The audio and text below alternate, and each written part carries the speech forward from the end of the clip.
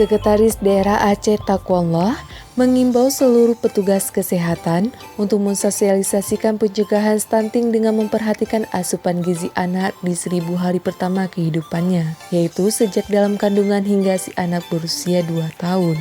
Hal tersebut disampaikan oleh Sekretaris Daerah Aceh Taqwallah saat memberikan pembekalan pada rapat kerja lanjutan percepatan program bersih, rapi, estetis, dan hijau atau BERE, Stunting dan Jaminan Kesehatan Aceh atau JKA, di ruang rapat paripurna DPRK Aceh Selatan, Sabtu 12 Oktober 2019.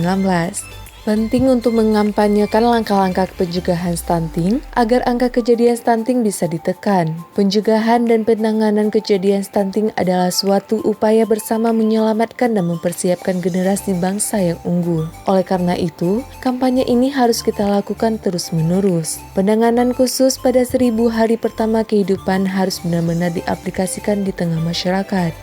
Imbau Sekda.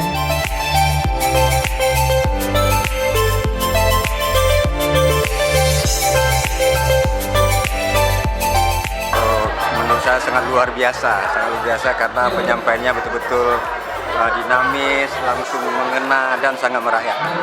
Ya, kalau dari segi pribadi ya kata kita pun sama-sama sejawat, memang kami pun sangat mendukung, sangat bersyukur memang ke depan memang dengan karakter Pak Sekda kayak gini.